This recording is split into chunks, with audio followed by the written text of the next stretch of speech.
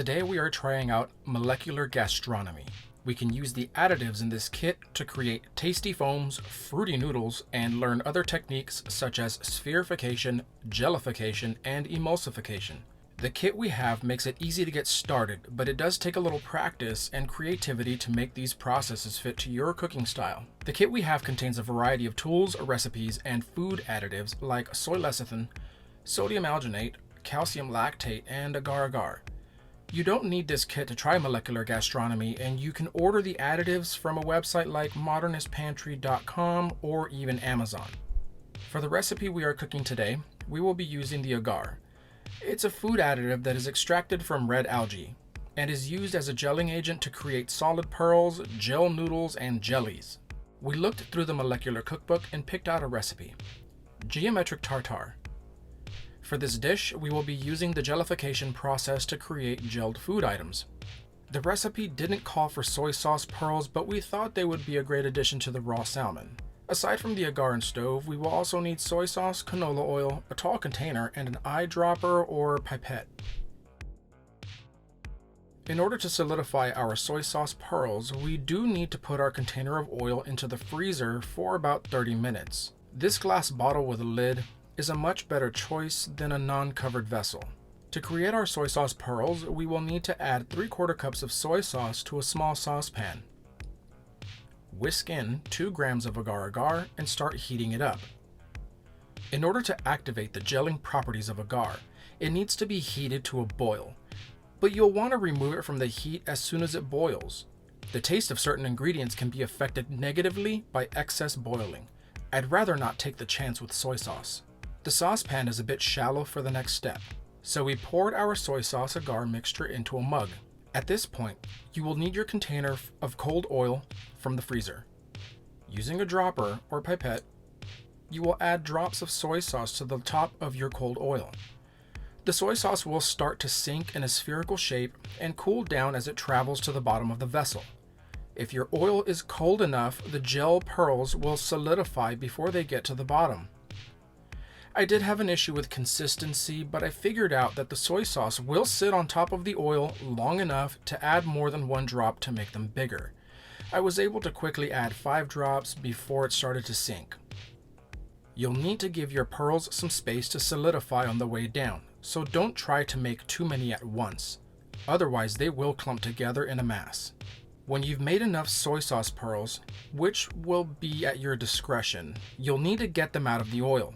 We used a strainer to collect the pearls and transfer the oil to another container to be thrown away. Do not pour oil down the drain. It's not good for the pipes, but I'm sure you know that. Afterwards, we gave the pearls a quick rinse in a bowl of water. Now, according to an internet search, you can keep agar pearls indefinitely, but they should be stored in the same liquid you used to make them. In our case, soy sauce. Water will keep them, but it will also leach out some color and flavor. The next gelled item we are going to cook up will be the citrus cannelloni. Our cannelloni will be used as a savory citrus wrap for asparagus. For this part of the recipe, we will need 3/4 cup chicken stock, 1 tablespoon of cold butter, 1 lemon, 1 teaspoon of honey, salt and pepper to taste, and 2 grams of agar-agar. Since we missed Tennessee after moving back to Texas, we will be using a wildflower honey that we picked up from a local beekeeper just south of Nashville, Tennessee. To create the gel cannelloni, we need to combine the zest of 1 lemon, 3/4 cups chicken stock, salt, pepper, 1 tablespoon of butter, and 1 teaspoon of honey. We warmed up the ingredients first to melt the butter, and when we were ready to start the gel process, we added in the agar, stirred to combine, and removed it from heat as soon as it boiled.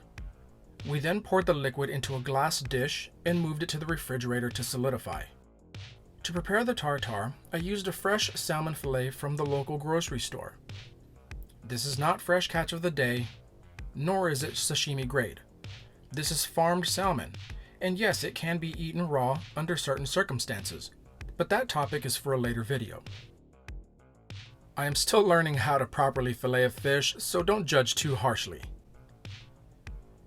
The idea here is to chop up the salmon so that it is almost like a ground meat, but not necessarily that fine of a chop. Aside from salmon, you will need the following items for the tartare: 2 shallots, 2 garlic cloves, 4 tablespoons of olive oil, 1 tablespoon of Dijon mustard, 1 tablespoon of Japanese mayo or regular mayo, 1 tablespoon of panko breadcrumbs, 1 tablespoon of dill, 1 tablespoon of lemon juice, 1 teaspoon of lemon zest, 2 tablespoons of caper, some sriracha, and salt and pepper. Dice the shallots, garlic, dill, and capers, then combine those items with the rest of the ingredients and the chopped salmon. Mix everything thoroughly and pop it into the refrigerator while you prep the rest of the recipe. I'd like to take a moment to remind you to keep your kitchen workspaces clean. Personally, I recommend Fabuloso to clean surfaces, but you can use whatever makes your hygiene senses tingle. The last item we need to cook is the asparagus. Each tartare serving will have 3 to 4 stalks of asparagus on top, wrapped in our lemon cannelloni. I cut my stalks short so that the asparagus would complement the plating and not overtake it. The asparagus is simply sauteed in butter and garnished with salt and pepper to taste. I prefer to cook asparagus so that there is a little bit of crunch when you bite into it. Soggy asparagus is a no-no in my kitchen. Here's the fun part, where all of your hard work starts to come together. To plate up the dish, I chose to center a bed of greens on the plate and place a serving of the salmon on top. I didn't have a square cookie cutter or mold, so I used a circle. The shape doesn't really matter, does it? Cut a rectangular sheet of lemon cannelloni and wrap a few stalks of asparagus with it and place it on top of the salmon. Add a small scoop of your soy pearls on top and add any extra garnishes. I chose to use a bit of sesame seeds as a garnish, but feel free to do whatever you want in your kitchen. If it sounds like it would be good, try it out. This is how you learn and grow in the kitchen. Trial and error. That's it. If you followed along and cooked with us today, you have taken the first dip into molecular gastronomy. I really would recommend purchasing a kit and trying out more recipes. Science can be fun, but this type of cooking makes science taste delicious. Thank you again for stopping by Trial and Error Kitchen.